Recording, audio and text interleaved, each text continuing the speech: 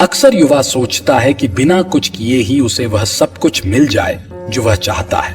इस पर लगातार बहस हो रही है कि भाग्य बड़ा है या कर्म। क्या कुंडली देखकर हम अपना कर्म करें? क्या ग्रह की दशा देखकर यह फैसला लें कि हमें कौन सा कदम कब उठाना है? जीवन में अगर आपको कुछ पाना है तो मेहनत तो करनी ही पड़ेगी। मंजिलें उन्हीं को मिलती है जो उसकी ओर कदम बढ़ाते हैं। महाभारत में जब अर्जुन ने कुरुक्षेत्र में युद्ध में अपने स्वजनों को अपने सामने खड़ा पाया तो उसका शरीर निस्तेज हो गया, हाथों से धनुष छूट गया। तब भगवान श्री कृष्ण ने उसे गीता के कर्म ज्ञान का उपदेश दिया। भगवान कृष्ण ने अर्जुन को कहा कि राज्य तुम्हारे भाग्य में है या नहीं, यह तो बाद की बात है। पहले तुम्हें युद्ध तो लड़ना पड़ेगा, तुम्हें अपना कर्म तो करना। एक जंगल के दोनों ओर अलग अलग राजाओं का राज्य था और उसी जंगल में एक महात्मा रहते थे जिन्हें दोनों राजा अपना गुरु मानते थे। उसी जंगल के बीचों बीच एक नदी बहती थी। अक्सर उसी नदी को लेकर दोनों राज्यों के बीच झगड़े फसाद होते रहते थे। एक बार तो बात बिगड़ते बिगड़ते युद्ध तक आ पहुंची। कोई भी राजा सुलह को तैयार नहीं था, सो युद्ध तो निश्चित ही था। दोनों राजाओं ने युद्ध से पहले महात्मा का आशीर्वाद लेने की सोची और पहुंच गए जंगल की उस कुटिया में जहां महात्मा रहते थे। पहले एक राजा आया और उसने महात्मा से युद्ध में विजय का आशीर्वाद मांगा। महात्मा ने कुछ देर उस राजा को निहारा और कहा कि राजन, तुम्हारे भाग्य में जीत नहीं दिखती, आगे ईश्वर की मर्जी। यह सुनकर पहला राजा थोड़ा विचलित तो हुआ, फिर उसने सोचा कि यदि हारना ही है तो पूरी ताकत से लड़ेंगे, परंतु यूं ही हार नहीं मानेंगे, और अगर हार भी गए तो हार को भी औरों के लिए उदाहरण बना देंगे, परंतु आसानी से हार नहीं मानेंगे। यह निश्चय कर वह वहां से चला गया। दूसरा राजा भी जीत का आशीर्वाद लेने महात्मा के पास आया, उनके पैर छुए और विजय श्री का आशीर्वाद मांगा। महात्मा ने उसे भी कुछ देर निहारा और कहा कि बेटा, भाग्य तो तुम्हारे साथ ही है। यह सुनकर राजा तो खुशी से भर गया और वापस जाकर निश्चिंत हो गया, जैसे कि उसने युद्ध तो जीत ही लिया हो। अंततः युद्ध का दिन आया। दोनों सेना एक दूसरे के आमने सामने थे और युद्ध का बिगुल बज गया। युद्ध प्रारंभ हो चुका था। एक तरफ की सेना यह सोचकर लड़ रही थी कि चाहे किस्मत में हार हो, पर हम हार नहीं मानेंगे, हम अपना सर्वश्रेष्ठ कोशिश करेंगे, अपना सर्वस्व झोंक देंगे। और वहीं दूसरी तरफ की सेना एक निश्चिंत मानसिकता के साथ लड़ रही थी कि जीतना तो हमें ही है, तो घबराना कैसा। लड़ते लड़ते दूसरी सेना के राजा के घोड़े के पैर का नाल भी निकल गया और घोड़ा लड़खड़ाने लगा, पर राजा ने ध्यान ही नहीं दिया, क्योंकि उसके दिमाग में एक ही बात चल रहा थी कि जब जीत मेरे भाग्य में है ही, फिर किस बात की चिंता। कुछ ही क्षण बाद उसका घोड़ा लड़खड़ा कर गिर गया, जिससे राजा भी जमीन पे गिर पड़ा और घायल हो गया और वह दुश्मनों के बीच घिर गया। पहले राजा के सैनिकों ने उसे बंधक बना लिए एवं उसे अपने राजा को सौंप दिया। युद्ध का निर्णय हो चुका था। युद्ध का परिणाम बिल्कुल महात्मा के भविष्यवाणी के उलट था। निर्णय के बाद महात्मा भी वहां पहुंच गए। अब दोनों राजाओं को बड़ी जिज्ञासा थी कि आखिर भाग्य का लिखा बदल कैसे गया। दोनों ने महात्मा से प्रश्न किया कि गुरुवर, आखिर ये कैसे संभव हुआ। महात्मा ने मुस्कुराते हुए उत्तर दिया, राजन, भाग्य नहीं बदला, वो बिल्कुल अपनी जगह सही है, पर तुम लोग बदल गए हो। उन्होंने विजेता राजा की ओर इशारा करते हुए कहा कि अब आपको ही देखो राजन, आपने संभावित हार के बारे में सुनकर दिन रात एक कर दिया। सब कुछ भूलकर आप जबरदस्त तैयारी में जुट गए, यह सोचकर कि परिणाम चाहे जो भी हो, पर हार नहीं मानूंगा। खुद हर बात का ख्याल रखा, खुद ही हर रणनीति बनाई, जबकि पहले आपकी योजना सेनापति के भरोसे युद्ध लड़ने की थी। अब महात्मा ने पराजित राजा की ओर इशारा करते हुए कहा कि राजन, आपने तो युद्ध से पहले ही जीत का जश्न मानना शुरू कर दिया था। आपने तो अपने घोड़े की नाल तक का ख्याल नहीं रखा। फिर आप इतनी बड़ी सेना को कैसे संभालते और कैसे उनको कुशल नेतृत्व देते। और हुआ वही जो होना लिखा था। भाग्य नहीं बदला, पर जिनके भाग्य में जो लिखा था उन्होंने ही अपना व्यक्तित्व बदल लिया। फिर बेचारा भाग्य क्या करता। दोस्तों, हमें इस कहानी से यह सीख मिलती है कि भाग्य उस लोहे की तरह वहीं खिंचा चला जाता है जहां कर्म का चुंबक हो। हम भाग्य के अधीन नहीं हैं, हम तो स्वयं भाग्य के निर्माता हैं। यह सत्य है कि भाग्य भी उन लोगों का साथ देता है जो कर्म करते हैं। किसी खुरदरे पत्थर को चिकना बनाने के लिए हमें उसे रोज घिसना पड़ेगा। ऐसा ही जिंदगी में समझें, हम जिस भी क्षेत्र में हों, स्तर पर हों, हम अपना कर्म करते रहें बिना फल की चिंता किए। इसका अर्थ यह हुआ कि हम अपना कार्य करें, फल की चिंता बाद में करें। किसान जब खेत में बीज बोता है तो उसे यह नहीं पता होता कि बारिश होगी या नहीं, जमीन में से बीज से अंकुर फूटेगा या नहीं, अगर पौधे आ भी गए तो उस पर फल आएंगे या नहीं। लेकिन किसान बीजों को जमीन में बोता है और फसल की चिंता ईश्वर पर छोड़ देता है। जब चार लोग एक समान बुद्धि और ज्ञान रखने वाले एक ही समान कार्य को करें और उनमें से सिर्फ दो को ही सफलता मिले तो हम इसे क्या कहेंगे? दो लोगों के साथ भाग्य साथ नहीं था। अंत में यही कहा जा सकता है कि भाग्य भी उन लोगों का साथ देता है जो कर्म करते हैं। किसी खुरदरे पत्थर को चिकना बनाने के लिए हमें उसे रोज घिसना पड़ेगा। ऐसा ही जिंदगी में समझें, हम जिस भी क्षेत्र में हों, स्तर पर हों, हम अपना कर्म करते रहें बिना फल की चिंता किए। जैसे परीक्षा देने वाले विद्यार्थी परीक्षा देने के बाद उसके परिणाम का इंतजार करते हैं। यह अंतहीन बहस है कि भाग्य बड़ा है या कर्म। इसके बारे में सबके पास अपने अपने तर्क हैं, लेकिन हर हाल में हमें सकारात्मक सोच के साथ जीवन में कुछ उल्लेखनीय करने के लिए प्रेरणा लेनी चाहिए। गीता के अनुसार अच्छा कर्म क्या है?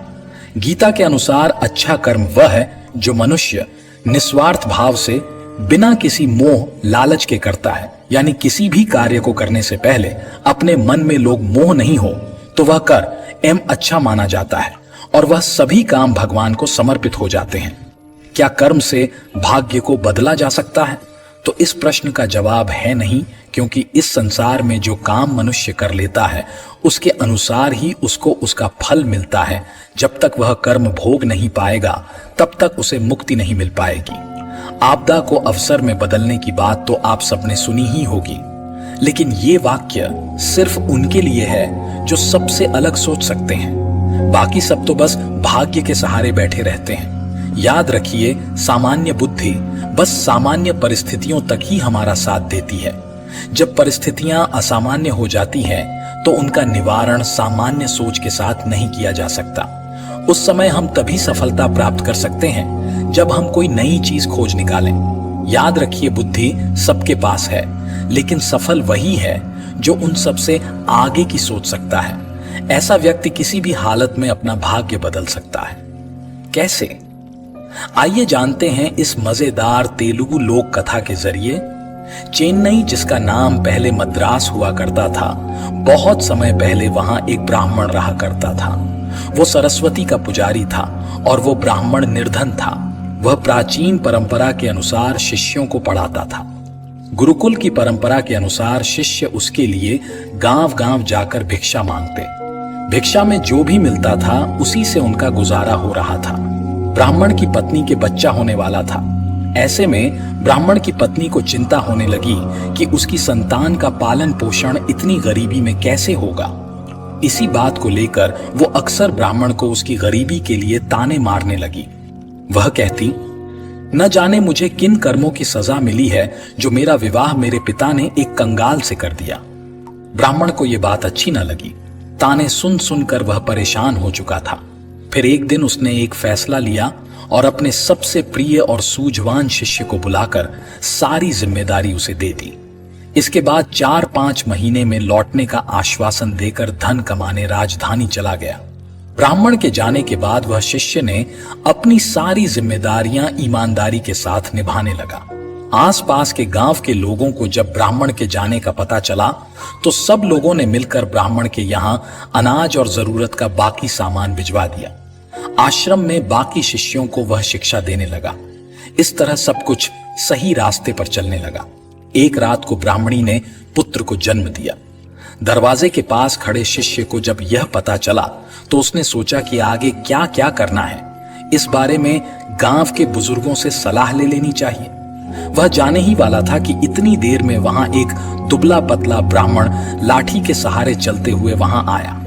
उसकी वेशभूषा देखकर शिष्य को लगा शायद वह कोई भिखारी है। शिष्य बोला, ओ बाबा, कौन हो तुम? आधी रात को यहाँ कैसे आना हुआ? अभी ये मत पूछो कौन हूं मैं, मुझे कुछ काम है, बस तुम मुझे अंदर जा लेने दो। उस दुबले पतले ब्राह्मण ने जवाब दिया, ऐसे कैसे जा लेने दो? कम से कम अपना परिचय तो दीजिए। और भला आप इस स्थिति में एक असहाय स्त्री के पास कैसे जा सकते हैं? शिष्य दरवाजे पर रास्ता रोके हुए खड़ा था। ब्राह्मण ने हंसते हुए जवाब दिया, तो सुनो, मैं विधाता हूं, सबका भाग्य लिखने वाला। आज यहां बच्चा पैदा हुआ है तो बस उसी का भाग्य लिखने चला आया। भाग्य लिखने वाले को कौन रोक सका है भला? इतना कहते हुए वह ब्राह्मण हंसते हुए शिष्य को हटा अंदर चला गया। जब वह बाहर आया तो उस शिष्य ने उत्सुकतावश पूछा, महाराज, फिर क्या लिखा आपने मेरे गुरु भाई के भाग्य में? आज तक विधाता ने किसी को बताया है क्या कि उन्होंने ने किसके भाग्य में क्या लिखा है? परंतु शिष्य भी उन्हें ऐसे नहीं जाने देने वाला था। पीछा न छोड़ते देख ब्राह्मण विवश होकर बोला, यही जानना चाहते हो ना कि क्या लिखा है? तो मैंने ये लिखा है कि ये लड़का हमेशा निर्धन ही रहेगा। इसके पास घर में एक गाय और एक बोरा अनाज के अलावा कुछ भी नहीं रहेगा। कितना भी परिश्रम कर ले, यह धन नहीं कमा पाएगा। इतना कहते ही वह ब्राह्मण वहां से चलता बना। शिष्य को उसके इस व्यवहार पर बहुत गुस्सा आया, परंतु वह ब्राह्मण अब जा चुका था, इसलिए कुछ किया नहीं जा सकता था। कुछ महीने बाद गुरुकुल का ब्राह्मण लौट आया। आकर जब उसने देखा कि सब कुछ व्यवस्थित ढंग से चल रहा है तो उसे बड़ी प्रसन्नता हुई। अपने साथ वह काफी धन कमा कर लाया था। अब उसे किसी बात की कोई चिंता न थी, इसलिए उसका जीवन अब हंसी खुशी गुजरने लगा। लेकिन यह खुशी ज्यादा दिन तक न टिक सकी। सब धन खत्म हो गया और कमाई का और कोई साधन न होने से एक बार फिर गरीबी आ गई। अब ब्राह्मण का परिवार 2 साल पहले वाली हालत में आ गया था। इस बार फिर ब्राह्मणी को बच्चा होने वाला था।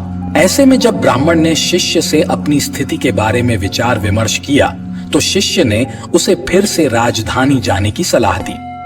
ब्राह्मण पहले की तरह अपनी सारी जिम्मेदारी अपने उसी बुद्धिमान शिष्य के कंधों पर छोड़ राजधानी चला गया। सब कुछ वैसे ही चलने लगा जैसे पहले चलता था। फिर से गांव के लोग अनाज व जरूरी सामान दे गए। समय आने पर ब्राह्मणी की कोख से एक कन्या ने जन्म लिया। जब शिष्य को इस बात की खबर हुई तो वह अपनी गुरु बहन को देखने लिए गया, लेकिन उसके पहुंचने से पहले ही वहां वही दुबला पतला ब्राह्मण पहुंच गया था जो खुद को विधाता बताता था। उसे देखकर शिष्य को गुस्सा तो बहुत आया, परंतु वह कर भी क्या सकता था। जब वह ब्राह्मण बाहर निकले तो शिष्य ने पूछा, कहो महाराज, अब कौन सा चक्रव्यूह रचकर आए हो? अरे भाई, गुस्सा क्यों होते हो? मैं तो यहाँ बस अपना काम करने आया था। सबका अपना काम है, मेरा ये काम है, इसमें मैं क्या कर सकता हूँ? चेहरे पर व्यंगात्मक मुस्कान लिए हुए ब्राह्मण ने कहा, अच्छा महाराज, ठीक है, मगर बताओ तो सही, आखिर मेरी गुरु बहन के भाग्य में क्या लिखा आपने? इस लड़की का विवाह नहीं होगा। हाँ, लेकिन इसे देखने वाले बहुत आएंगे, फिर भी ये सारा जीवन कुंवारी ही रहेगी। इतना सुनते ही शिष्य को गुस्सा आ गया और उसने गुस्से में उस ब्राह्मण को वहां से भाग जाने के लिए कहा। ब्राह्मण पहले की ही भांति मुस्कुराकर चला गया, लेकिन उस शिष्य के मन को अशांति दे गया। वह सोच में पड़ गया कि अगर ये सच में विधाता था तो उसके गुरु भाई और गुरु बहन का भविष्य क्या होगा, कैसे कटेगा उनका जीवन। खैर, धीरे धीरे समय बीतने लगा। 1 साल, 2 साल, 3 साल करते करते कई साल बीत गए।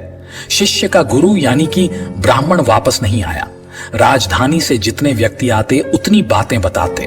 कोई कहता ब्राह्मण की मृत्यु हो गई है, कोई कहता वह अपनी पत्नी से परेशान थे इसलिए सन्यास लेकर जंगलों में चले गए हैं। शिष्य ही ब्राह्मण के घर और गुरुकुल की सारी जिम्मेदारी संभाल रहा था। सबके साथ साथ उसने अपने गुरु भाई और गुरु बहन को भी शिक्षा देकर उन्हें शिक्षित किया। 18 साल बीत चुके थे। ब्राह्मणी का पुत्र 20 वर्ष का हो गया था।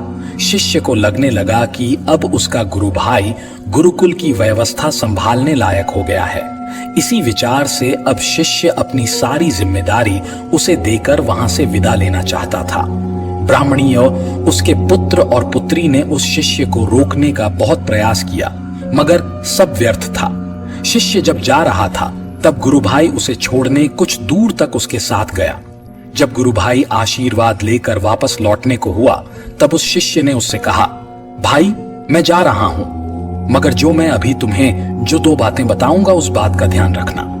पहला, कभी भी अपने घर पर अनाज से भरा हुआ बोरा और दूध देने वाली गाय मत रखना।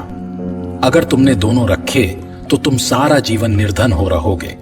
दूसरा, जब भी कोई व्यक्ति तुम्हारी बहन के विवाह के संबंध में बात करने आए तो उन्हें 100 सोने की मोहरें लेकर आने को बोलना, और जब वो 100 मोहरें तुम्हें दे दे तभी अपनी बहन उन्हें दिखाना। एलिड से डहके ने वैसा ही करने का वायदा उस शिष्य से किया और वापस आश्रम लौट आया। अगले ही दिन गांव के एक पुरोहित के यहां से एक दुधारू गाय और एक बोरा अनाज उस लड़के के घर भिजवा दिया। लड़के ने उसी समय गाय और अनाज का बोरा बेच दिया। उसके अगले दिन फिर किसी ने एक बोरा अनाज और एक दुधारू गाय भेजी। लड़के ने फिर वैसा ही किया। अब आए दिन ही गायें और अनाज के बोरे आने लगे। लड़का उन्हें अपने वायदे अनुसार बेचता गया। इससे उसका भाग्य बदल गया और जल्दी ही वह अमीर हो गया। थोड़े ही दिनों में उसकी बहन के विवाह की उम्र भी हो गई थी। विवाह के लिए कई लोग लड़के को संपर्क करने लगे। उस लड़के को अपना वायदा याद था। उसकी बहन को जो भी देखने आता वह उससे 100 स्वर्ण मुद्राएं ले लेता। इस तरह वह और भी धनी हो गया। उनका जीवन सुखमय हो गया। इसी तरह कई साल बीत गए। एक दिन उस शिष्य का मन हुआ कि क्यों न अपने गुरु के परिवार को देख आए, देख लिया जाए कि उनका भाग्य कैसा चल रहा है। इसी विचार के साथ वह वहां चल दिया। अभी वह गांव के बाहर ही पहुंचा था कि उसे वही दुबला पतला ब्राह्मण एक गाय, एक बोरा अनाज और पोटली में मुद्राएं ले जाते हुए दिखा। शिष्य ने आवाज लगाते हुए कहा, अरे महाराज, कहां जा रहे हैं? ब्राह्मण ने उसकी ओर देखा और गुस्से में ऊंची आवाज में बड़बड़ाना शुरू कर दिया, आ गए जले पर नमक छिड़कने। देख लो, ये सब तुम्हारा ही किया धरा है। रोज एक दूध देने वाली गाय, एक बोरा अनाज और 100 मुद्राएं देते देते मेरी हालत खराब हो रही है। दिमाग काम नहीं करता कि तुम्हारे इस चक्रव्यूह से कैसे निकलूं। मेरा चक्रव्यूह? महाराज, आप भूल रहे हैं कि भाग्य तो आप लिखते हैं, फिर भला मैं कैसे आपको किसी भी चक्रव्यूह में फंसा सकता हूं? शिष्य ने छुटकी लेते हुए कहा, बेटा, मैं तेरी बुद्धि से हार चुका हूं। मेरी सहायता कर और मुझे इस झंझट से निकाल। झंझट से निकलना है तो ये उन दोनों की भाग्य की रेखाएं मिटा दीजिए। आप तो जानते ही हैं ये कलयुग है। आज का इंसान स्वयं अपनी बुद्धि से अपना भाग्य बनाता है। उदाहरण आप देख ही रहे हैं। ऐसे कैसे मिटा दूं मैं भाग्य की रेखाएं? तो फिर उठाइए, झंझट मैं कुछ नहीं कर सकता। अरे नहीं बेटा, मेरा कुछ ख्याल करो। कब तक इसी काम में फंसा रहूंगा मैं भी मजबूर हूं महाराज। अपने गुरु को वचन दिया है कि उनके परिवार का ख्याल रखूंगा। अब ऐसे में उनका साथ कैसे छोड़ दूं? वैसे भी इस दुनिया में कुछ पाने के लिए कुछ खोना ही पड़ता है, और फिर मुझे तो अपनी बहन का विवाह भी करना है। अगर आप मेरी बात मान लें तो आपको अपनी समस्या का हल मिल जाएगा।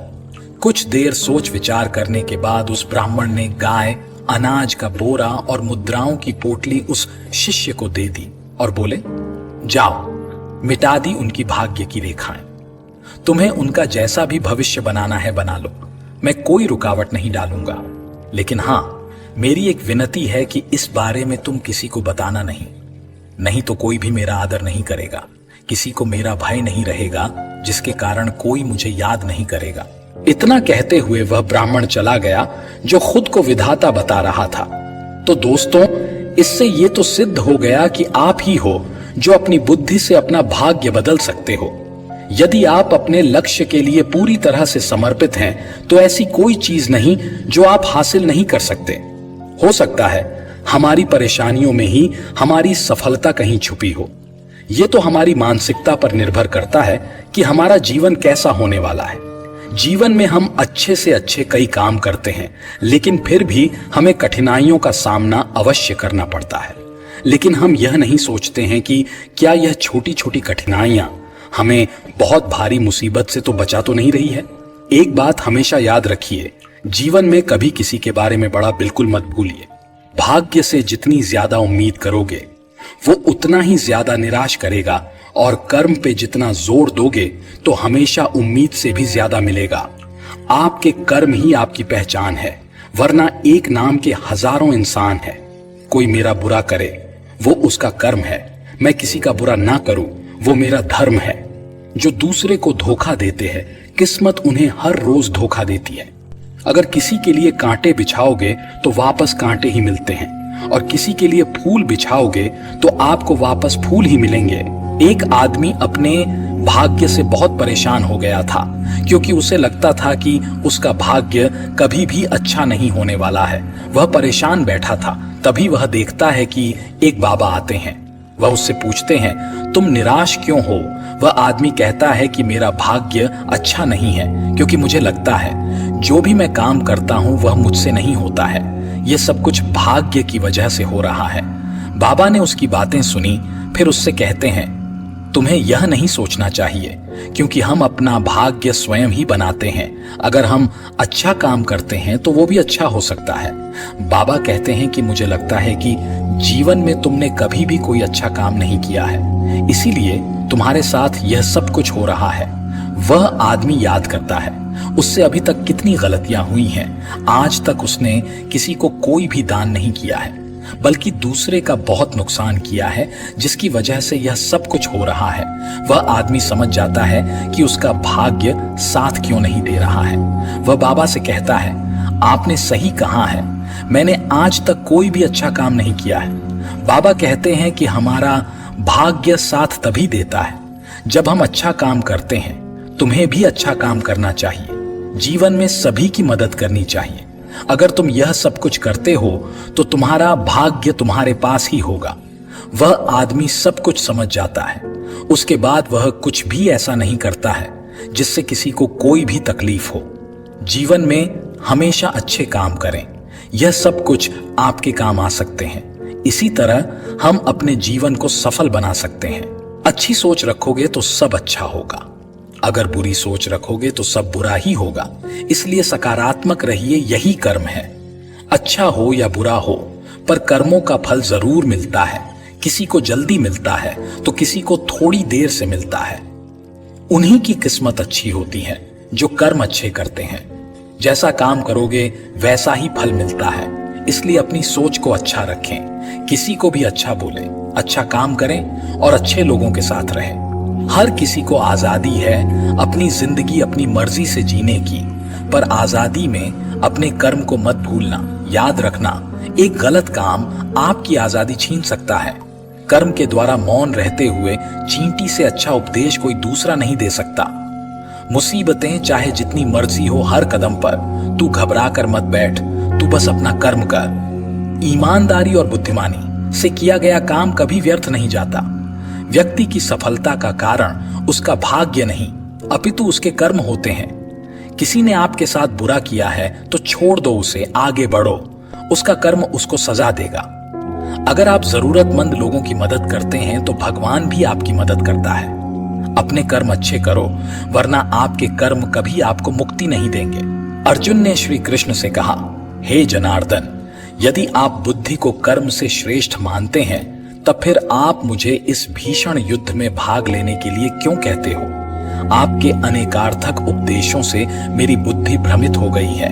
कृपया मुझे निश्चित रूप से कोई एक ऐसा मार्ग बताएं जो मेरे लिए सर्वाधिक लाभदायक हो। परम कृपालु भगवान ने कहा, हे निष्पाप अर्जुन, ज्ञान योग उन मनुष्यों के लिए है जिनकी रुचि चिंतन में होती है, और कर्म योग उनके लिए है जिनकी रुचि कर्म करने में होती है। न तो कोई केवल कर्म से विमुख रहकर कमरफल से मुक्ति पा सकता है, और न केवल शारीरिक संन्यास लेकर ज्ञान में सिद्धावस्था प्राप्त कर सकता है।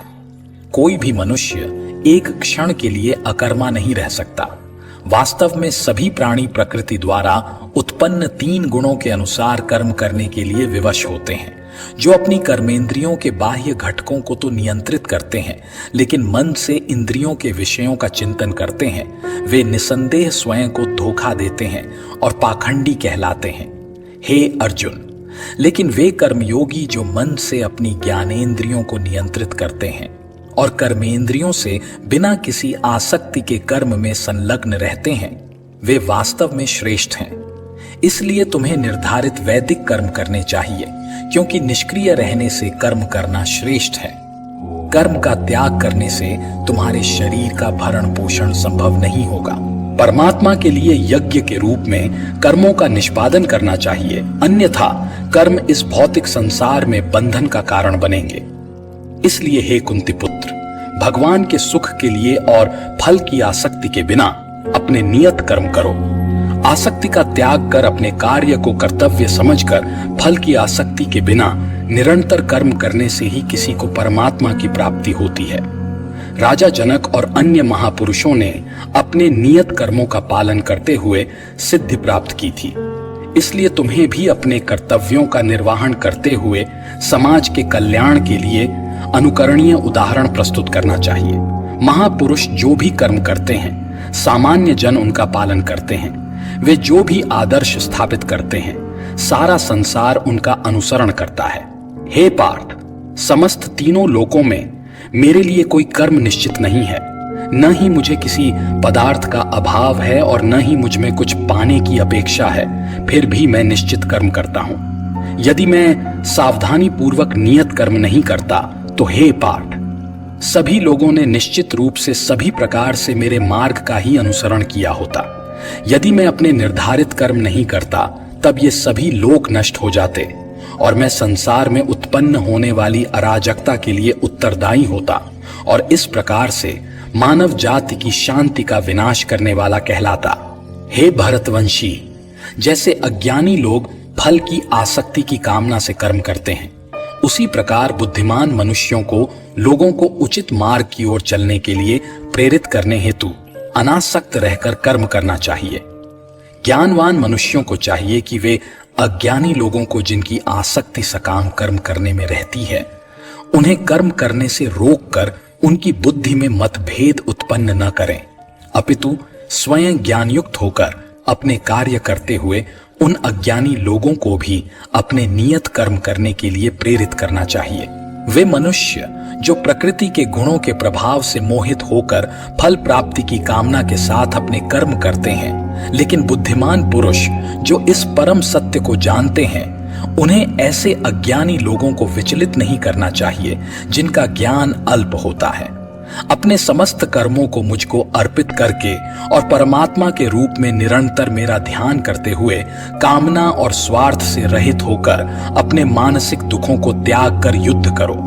जो मनुष्य अगाध श्रद्धा के साथ मेरे इन उपदेशों का अनुपालन करते हैं और दोष दृष्टि से परे रहते हैं, वे कर्म के बंधनों से मुक्त हो जाते हैं। किंतु जो मेरे उपदेशों में दोष ढूंढते हैं, वे ज्ञान से वंचित और विवेकहीन होते हैं। इन सिद्धांतों की उपेक्षा करने से वे अपने विनाश का कारण बनते हैं। बुद्धिमान लोग भी अपनी प्रकृति के अनुसार कार्य करते हैं, क्योंकि सभी जीव अपनी स्वाभाविक प्रवृत्ति से प्रेरित होते हैं। किसी को दमन से क्या प्राप्त हो सकता है? इंद्रियों का इंद्रिय विषयों के साथ स्वाभाविक रूप से राग और द्वेष होता है, किंतु मनुष्य को इनके वशीभूत नहीं होना चाहिए, क्योंकि ये आत्म कल्याण के मार्ग के अवरोधक और शत्रु हैं। अपने नियत कार्यों को दोष युक्त संपन्न करना अन्य के निश्चित कार्यों को समुचित ढंग से करने से कहीं अधिक श्रेष्ठ होता है।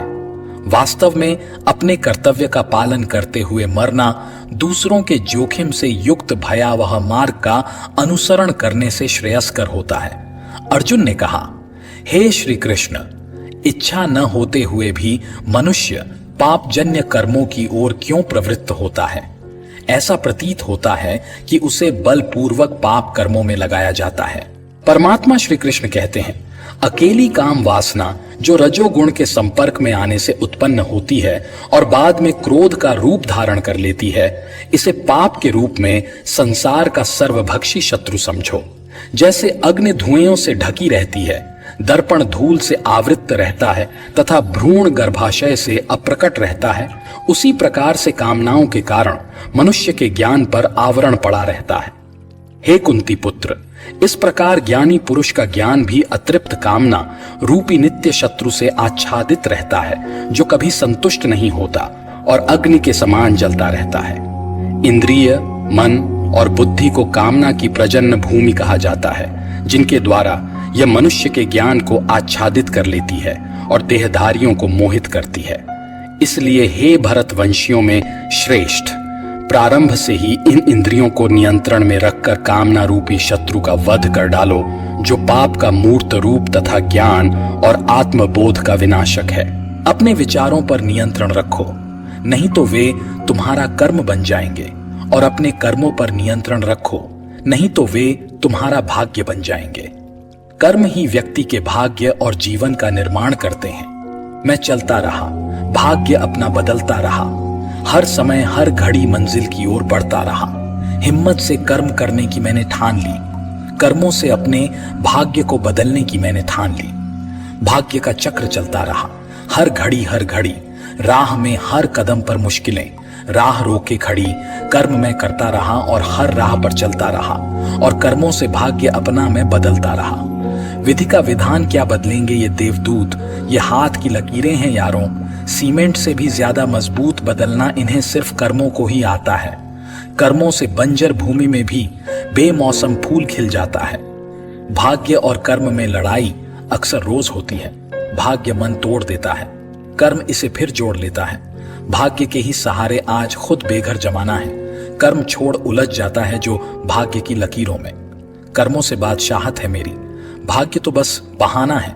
कर्म मैं करता रहा, धर्म और ईश्वर को लेकर साथ में, क्योंकि ये भी सच है, जगत में पत्ता पत्ता ईश्वर की आज्ञा से ही हिलता है। भाग्य को बदलना है मुश्किल, पर नहीं असंभव। अगर हम ठान लें, कर्म करते रहें हम धैर्य से, मिटेगी हर समस्या, ये बात मेरी जान लें।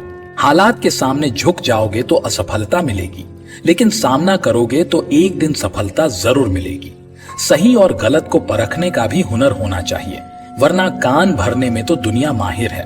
वक्त अच्छा हो या बुरा बीत ही जाता है, लेकिन बातें, यादें और लोग हमेशा याद रह जाते हैं। जितने सच्चे होगे उतने ही अकेले रहोगे, क्योंकि सच जानना और मानना ये सबके बस की बात नहीं होती। दिल और कांच अगर एक बार टूट जाए तो फिर कभी जुड़ नहीं सकते। माफ तो बार बार किया जा सकता है, लेकिन भरोसा बार बार नहीं किया जाता। हमें बस परमात्मा की नजर में सही होना है। दुनिया के नजरिए का क्या है, वो तो बार बार बदलता रहता है। बड़ा सा महल हो या छोटी सी झोपड़ी, जहां शांति और सुकून मिले, उसी को घर कहते हैं। लोगों ने यूं ही नीम के पेड़ को कड़वा कहकर बदनाम कर रखा है। तूफान में ताश का घर नहीं बनता, रोने से बिगड़ा मुकद्दर नहीं बनता। दुनिया को जीतने का हौसला रखो। एक हार से कोई फकीर और एक जीत से कोई सिकंदर नहीं बनता। गैरों पर किया विश्वास हौसला तोड़ देता है, खुद पर किया विश्वास तो हौसला रिकॉर्ड तोड़ देता है। अगर आप किसी से कुछ भी उम्मीद नहीं करते हैं तो आप कभी निराश नहीं होते। अगर गौर से देखो तो जिंदगी के तजुर्बे भी नियम के पेड़ से ज्यादा कड़वे होते हैं। जिंदगी में दुख किसको नहीं होता। कुछ लोग दुख कह सकते हैं, कुछ नहीं कह पाते। कुछ लोग मजबूर होते हैं, कुछ लोग मजबूत होते हैं। बाकी दुख तो जिंदगी में सभी को होता है। श्री कृष्ण हमेशा हमें रास्ता दिखाते हैं, कभी दोस्त बनकर, कभी गुरु बनकर, कभी सारथी बनकर। बस हमें उसे पहचानने की कोशिश करनी है। किसी की गलती देखकर उसे ताना मार के उसके स्वाभिमान को चोट पहुंचाना आपका अहंकार दिखाता है, लेकिन अगर किसी की गलती देखकर उसे सही रास्ता दिखाना आपके संस्कार दिखाता है। छोटी सी है जिंदगी, हंस के जियो, भुला के सारे गम दिल से जियो। उदासी में क्या रखा है, मुस्कुरा के जियो। अपने लिए न सही अपनों के लिए जियो। अपने चेहरे की हंसी से हर गम को छुपाओ। बहुत कुछ बोलो पर कुछ न बताओ। कभी खुद न रूठो पर हर किसी को मनाओ। यही राज है जिंदगी का, बस जीते चले जाओ। मुश्किलें ही सबको अजमाएंगी, ठान लिया तो दिल में बस जाएंगी। गिरकर भी हमको संभलना होगा, ये ठोकरें ही हमको चलना सिखाएंगी। कुछ लोग ठोकर खाकर बिखर जाते हैं, कुछ लोग ठोकर खाकर इतिहास बनाते हैं। जिस तरह कोयले को कितने भी समय के लिए दूध में डुबोकर रख दो लेकिन वो सफेद नहीं होता, उसी तरह कुछ लोगों का भी ऐसा ही होता है। उनके साथ कितनी ही अच्छाई कर लो, लेकिन वह कभी तुम्हारी कदर नहीं करते। भरोसा रखो, जब हम किसी के साथ कुछ अच्छा करते हैं तो हमारे लिए भी कहीं ना कहीं कोई अच्छा कर रहा होता है। जिंदगी बड़ी दिलचस्प है। आखिर में आपके जीवन की कठिनाइयां और दर्द ही आपको मजबूत बना देती है। जीवन में कठिनाइयां जितनी भी हो, आपके पास जो भी है उनमें खुशियां ढूंढो। कुदरत ने हमें हीरा बनाया है, बशर्ते जो घिसेगा वही चमकेगा। मंजिल दूर हो सकती है, नामुमकिन नहीं। वक्त बुरा हो सकता है, पूरी जिंदगी बुरी नहीं। जीवन में कठिनाइयां तो बहुत हैं, पर मेरे हौसले बुलंद हैं। कर्म भूमि पर फल के लिए श्रम सबको करना पड़ता है। रब सिर्फ लकीरें देता है, रंग हमको भरना पड़ता है। संघर्ष की रात जितनी लंबी होगी, सफलता का उजाला उतना ही चमकदार होगा। किताबें नहीं, जिंदगी जीना ठोकरें ही सिखाती हैं। सफलता ऐसे ही नहीं मिलती, इसे मेहनत ही दिलाती है। बदल लो खुद को वक्त के साथ, या फिर वक्त बदलना सीखो। मजबूरियों को कोसो मत, हर हाल में चलना सीखो। चुनौतियां आएंगी मगर तू डरना नहीं। इन चुनौतियों के आगे कभी झुकना नहीं। कोशिश करते रहना, कभी रुकना नहीं। हालत बुरे होंगे पर फिर भी उनके आगे झुकना नहीं। अगर आप सही हो तो कुछ सही साबित करने की कोशिश ना करो, बस सही बने रहो। गवाही खुद वक्त देगा। सीढ़ियां सिर्फ उनके लिए बनी हैं जिन्हें छत पर जाना है। जिनकी मंजिल आसमान हो, उनको तो रास्ता खुद बनाना पड़ता है।